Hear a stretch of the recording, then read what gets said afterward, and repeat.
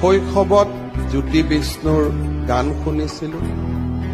যৌৱনত ভূপেন হাজৰিকাৰ কণ্ঠস্বৰে আমাক আলোড়িত কৰি ৰাখিছিল।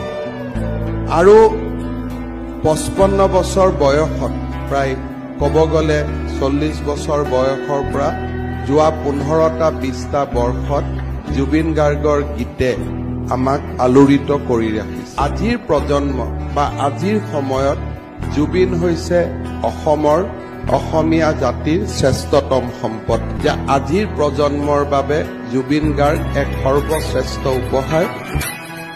প্ৰতিটো জনমতে প্ৰেৰণা চকুতে লৈ একেদৰে